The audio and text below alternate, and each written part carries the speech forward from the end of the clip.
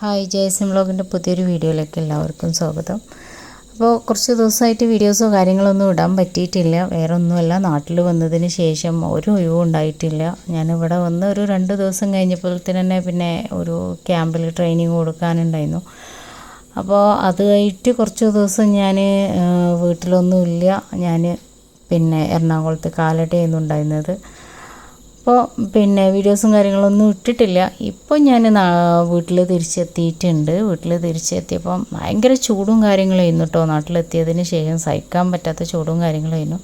പക്ഷേ ഒരു 2 ദിവസമായിട്ട് ചെറിയ മഴയും കാര്യങ്ങളൊക്കെ കണ്ടിട്ടുണ്ടായിരുന്നു. അപ്പം ഞാൻ എൻ്റെ വീട്ടിലെത്തി ഈ വൈകുന്നേരം നല്ലൊരു മഴ പെയ്തു. നല്ല മഴ എന്ന് പറഞ്ഞാൽ നല്ല മഴയായിരുന്നു.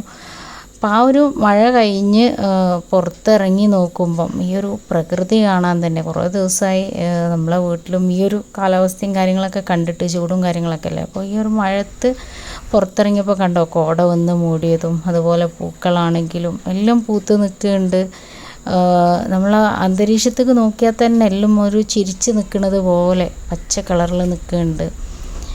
അപ്പോൾ ഇതുപോലെ തന്നെയാണ് നമ്മളെ മനുഷ്യ മനസ്സും എന്ന് പറയാം. ഒരു മഴ പെയ്തപ്പം പ്രകൃതി കണ്ടോ എത്ര സുന്ദരമായിട്ടാണ് നിൽക്കണമെന്നുള്ളത്. അതേപോലെയാണ് നമ്മളെ മനസ്സ്. നമുക്കൊരു എവിടെന്നെങ്കിലൊക്കെ നമ്മൾക്കൊരു കെയറിങ്ങോ സ്നേഹമോ ഒക്കെ കിട്ടി നമ്മളെ പ്രോത്സാഹിപ്പിക്കാൻ ഒരാളുണ്ട് എന്നുണ്ടെങ്കിൽ നമ്മളെ സ്കില്ലും കാര്യങ്ങളും ഒക്കെ പുറത്തു വരും. അതേ സമയത്ത് നമ്മൾക്കൊരാൾ സപ്പോർട്ട് ചെയ്യാനില്ല, അതല്ലെങ്കിൽ നമ്മളെപ്പോഴും തളർത്താനാണ് ആളുകൾ എന്നുണ്ടെങ്കിൽ നമ്മളെപ്പോഴും പ്രകൃതി പോലെ തന്നെ ചൂട് വരുമ്പം കരിഞ്ഞു പോകും പോലെ നമ്മളും കരിഞ്ഞു പോകും എന്നുള്ളതാണ്.